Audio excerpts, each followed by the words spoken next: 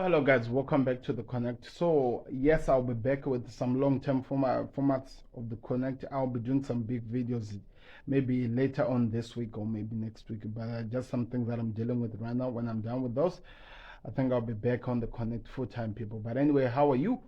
How was your weekend? How was the London Derby? So we're gonna be reacting to what Simon said about Nketiah, talked about how Arsenal are really not going to be able to compete like they did last season, and he's gonna give some reasons in which that I even have to I agree with.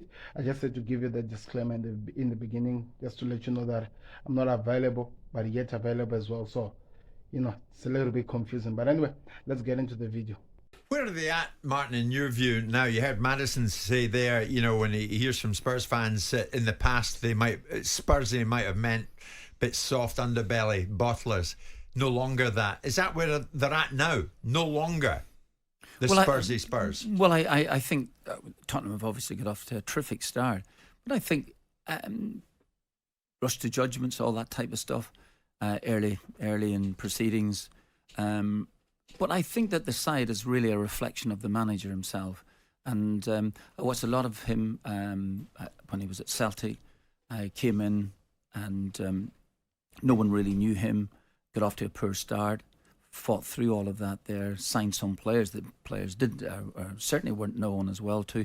Everything clicked for him and he kept with it as well too. And the players enjoyed playing for him. That's the main thing. And I think that that's the message that Maddison seems to be getting across. Whether he would have had the same view as Maddison had, having been dispossessed and Jesus blazes over the bar, would have made it 2-0, might have been a different issue. Yeah, but sure, I am joking in that sense. He's got off to a great start. And it is not any real fantastic surprise to me so far. Yeah, I mean, surprised about what Postecoglou is doing at Arsenal, at Chelsea, at Tottenham Hotspurs. I'm sorry. Is anyone really surprised? Yes, so many people might say that because nobody really rates the Celtic Premiership. You know that the Celtic Celtic club in terms of the Scottish football. But this man has come in after dominating in the Scottish League, coming into a team that has really failed under some crazy big names of people. And you can hear even with the players, the Madison interview where he was talking about how he is enjoying doing football. He's enjoying how directed the manager is, how he's telling them what he demands from them, and they're working so hard to believe him. So like what was being said here by Martin is just really just telling you how much it shows that what we are seeing on the picture for Tottenham Hotspurs at this moment is a reflection of the manager's character himself, what he's demanding of them, what they're able to mimic or give a reflection to what he's asking and what he's seeking from them, which I feel like it's a good assessment of what they're doing. Because who expected Tottenham Hotspurs to be where they are at the moment? Who expected them giving this amount of excitement? What they just did in the London Derby, that is to be a statement performance. Who expected that?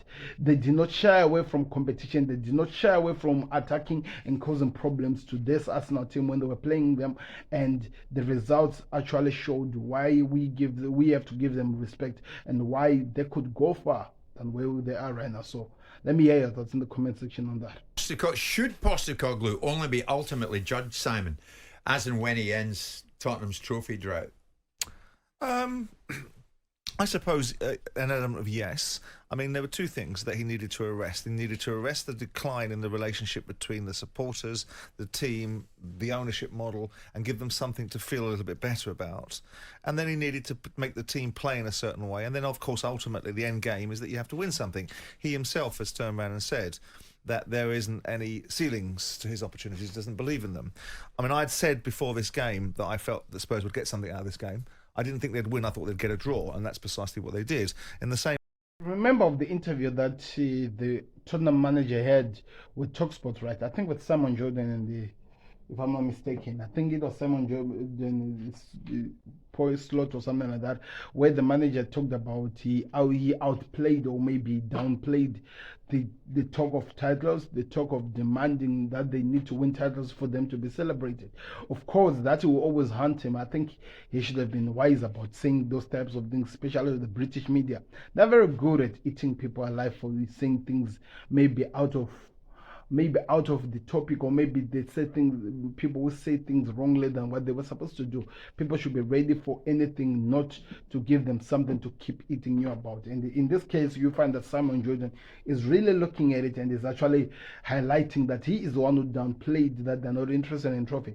But what he's saying, I think, is true as well, because he did not expect Tottenham to win, but he knew that they would draw against Arsenal. He expected them to do something, because he himself is actually saying that he's not really convinced by what Arsenal have done in the beginning of the season, as well as he's also convinced that there is something special that Tottenham Spurs are building, and there could be something that could come from there. So, of course, people will have to withdraw or maybe hold on their judgment until the moment where this manager actually wins something, until he wins the trophies that the Tottenham Hotspurs are hungry for and are seeking for. He also talked about one thing that was really important, which is to bring back the unity between the manager or the ownership, whatever the model of their ownership, the team, also the supporters, because that gap had been broken down, and some players, some managers like Jose Mourinho played a part in making that situation even more worse than it was meant to be.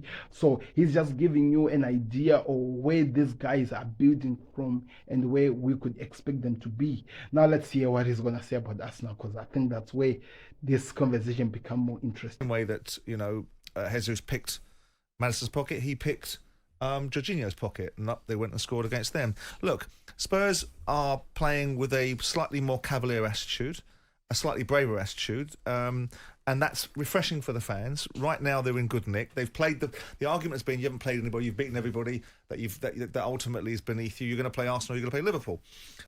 One thing that is very, very important to actually highlight, that this Spurs team, they're a little bit different from the other Spurs teams that we've come to know. They're playing with that excitement. They're playing with something to prove. They're giving people something to smile about, or something that people might actually be happy about. And what he's talking about is how you can see that, because they haven't played the bigger teams, the Man Cities, the Liverpool, even though they always beat Man City, especially at home, but they haven't really been challenged to that extent. So I know it's exciting times. I know that people are excited over what's happening at this moment, but it's a building block. It's a building block to where they could be or what they could do. So let's just give it time there and see where they could go next. I didn't think Arsenal were particularly great yesterday, and I certainly don't think Arsenal are one of the best sides in the world. I think, Piers Morgan was on this morning, and whilst I'm not going to go to Piers Morgan for font of football knowledge, he is right about the observation that they need Premier League top strikers to be able to win this league. Nketiah is a decent player. He's a decent mid-table Premier League side player. But if you're going to try and win leagues, you're going to need people that can score 20, 25 goals, and they haven't got them. Mid-table Premier League player. I think he's a decent mid-table Premier League player. Arsenal are trying to win the Premier League. Look at the teams that are winning the Premier League. Look at Manchester City. They've got a merchant up top that scores 35 goals a season. Look at Liverpool previously. They've had Salah that can score 30 goals a season. Not necessarily as a centre forward, but notwithstanding it, still contribute 30 goals as a forward. You're not going to see that from Arsenal's front three, whether it's Martinelli, whether it's Jesus, or whether it's Nketiah. He's a decent player. I'm not criticising. You don't think we're going to see? Are you telling me that for any team to win any major titles, especially the Premier League, you have to have somebody who's going to outclass a lot of people in terms of goal scoring than any other people? He's talking about Nketiah over here, that if Arsenal have any intention of winning something, the players that they have are not the real characters that they need to at least get somewhere that they want to go, or to even win something that they want to do. Because it's also talking about how Liverpool were able to do it with Mo Salah. I remember it's 2015-2016 season. I think for me that's still his best season at Liverpool. But also it doesn't mean that he slowed down going forward. He kept scoring goals, he kept on assisting, which in a way, when you think about it, his goals and assists are what helped the Liverpool to win the Premier League, also to win the Champions League, but mostly the Premier League, because it's a thing that goes for such a long time. So there is a lot of things to talk about that, but you can see what they're talking about here. You can understand that he's saying that Jesus and Nketiah cannot really help Arsenal's identity or idea of trying to win something. Rather than, in this case, if we talk about what Man City are doing, what the likes of Haaland are doing, you can actually see that there is a difference in terms of what they want to achieve. I think that has to be true. It might feel like it's harsh on Nketiah, but I think that's actually true. The challenge from Arsenal like we saw last season, Maybe. where they led for so long, then get pegged back. Maybe, but Manchester City have done something very different than they did last season. They've started winning games from the outset, and all of a sudden they've laid their marker straight down. De Bruyne goes out the side, don't miss a beat. Don't miss a beat. That's true, Martin, isn't it? Yeah, well, absolutely. That's true. Yeah. That's true. They don't miss him. They don't miss him. But Arsenal miss Declan. I mean, Simon's got a point there. Arsenal in the first half, intensity, control. Declan comes off at half time for whatever reason. Could be a back problem. Who knows? But we'll find out in the fullness of time. Did we witness a £105 million void when Declan no longer took part in the game? Well, I judging on the second half performance, you would have to go and say yes, absolutely. I mean, whatever. Jorginho has been a really fine player. There's no question about that there. But I think he's seen better days. And Declan Rice gives more energy. He gives more. He gives them a better balance in there. He can win the ball. He can actually distribute it. And he is a really, really decent player. So, again, someone comes off. But if Arsenal are going to have intentions of similar season to last year and try and edge it over Manchester City, then someone leaving at half-time should not really be bothering them. Yeah. That's the whole point. And this is where I agree with Simon. I don't think that they have the wherewithal. Saka becomes so important to them. He's got to stay fit. Yeah. Really stay fit. And I think he's played about 80-odd games in the trot for them, So that he is their main attacking player. So, Simon, when it comes to these two, Declan Rice leaving at halftime. Don't have Thomas Partey. Jorginho comes in. It was a different game. Arsenal disappeared from the whole entire game, and they were outclassed by Tottenham Hotspur. But also before even he was in there, they were also outclassed. But now that he was injured, something changed. So you need this small things, these small characters in your teams to help you. You need leaders that, even when they're there, their influence can still be able to do so, and that's one thing that Arsenal don't have. You'd expect the likes of Martin Odegaard as their leaders should be able to galvanize and push this team to produce something, even though they're missing some of their best characters. One thing that has been said here by Martin, and also maybe Simon said it in a way, he said that if Arsenal have any mission of at least having a replica of their last season, or even do something meaningful going forward to the next season, then the likes of them losing Declan Rice and Thomas Partey while putting other players should not really affect them. Should actually keep making them play at that same exact level, also causing problem and also attacking. Because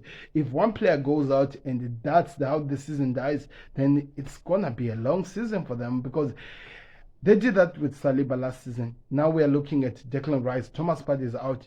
So there are those things that Arsenal and Mikel Arteta has to find to work on, because you cannot drop that low just because you are missing one player. That is not a mentality of a team that can win a league. clubs, mind the gap. Is it as wide as we thought it was?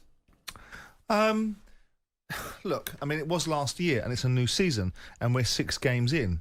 And Tottenham have got some feel-good factor about them. They've got some energy behind them. I always worry about, this hit height so quickly of euphoria. I want Tottenham fans to be happy like any football fan, because that's the nature of the beast. Football thrives on emotion. Ideally a positive emotion. A lot of the time it can be negative as well. But the bottom line is that Tottenham are in good nick. We will see. They've got Liverpool next week. That's a tough game. Yeah. And Then Liverpool, we'll know more. Liverpool are in decent form. But I mean, Tottenham for me have got the right manager in the right time for them with the right outlook. I think he's I think he sits in situ with the owner with the same sort of mindset. We'll see. I can only judge people. I don't know if Martin agrees. You judge people in adversity. You don't judge them when things are going well. Right now, things have gone well. Let's see when someone doesn't get something they want, or some wheels come off, and we'll see what happens then. I might be totally. Basically it. As much as we can talk and say so much about this Tottenham team, they're looking like a good thing. They're really a big deal, but they haven't really been tested. Arsenal, we might say it was a test, but now when you think about it, you can call it was a different type of test from what people were expecting, because they come up with something. But now, as I'm looking at my calendar, as you can see, at home next week, they are playing Liverpool. And like Samuel Jordan is saying, they are playing with a team that looks like are enjoying their football again, and it looks like they are ready to cause problems in Liverpool. And in the long, when you look at Liverpool from the past going forward to now, they've always caused problems to Tottenham Hotspurs.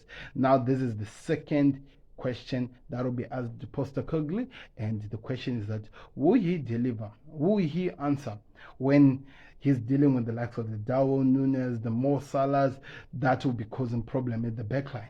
That's where the questions will be asked. And if he delivers from then I think people should really start seeing Tottenham Hotspurs as a threat, because they are proving that they are a stronger team. Because now, as things stands right now, they have started so well, they have caused problems to the bigger teams, and it looks like they're flying. One of the bigger teams that they faced, in Arsenal. Now let's see how they do with Liverpool. It's a good and interesting week. It's going to be exciting. Let me know your thoughts in the comment section. Wrong. I might be totally wrong about this here, but I feel as if Tottenham Hotspur might suffer the same problem as Arsenal in terms of having an out-and-out goal scorer in the side, somebody who's going to score 25 goals. I don't see it in their makeup in the team. And that could cost them. Well, whatever you say, Harry Kane's a major loss. Yeah. Richarlison came on as a substitute and made a big impact in the game against Sheffield United, but he was back in the bench again. But this is what I think. They've got some really fine footballers, no question about that there. But someone to stick the ball in the net constantly, That's a good at the point. moment, I'm not sure. Good point. Darren, the Tottenham fan, the gap is not as big as it was. In Ange, we trust. Thank you, Ange, for bringing football back to Tottenham. Where are you at with that this morning? Mind the gap. Is it as wide as it was? Tottenham making up ground now? Might want to let us know what you think on that one. 03717 223344 810 89. A lot to get through this morning, and we're just the boys to do it. That's definitely the it at the moment. The only problem that Tottenham Hotspurs will have to deal with, or that they're gonna really suffer from, is actually not having a finisher, not having a goal scorer who can cause problems going forward. Because as much as it looks like they're really polishing up in the midfield going forward, if the chances that they're creating are not finished, that can come to harm them, especially if they're playing against the big boys. Because trust me, when Haaland gets the opportunity, he's not gonna look elsewhere. He'll put it at the back of the net. So that's where the excitement of this season is going to be at. Can Tottenham be able to do this?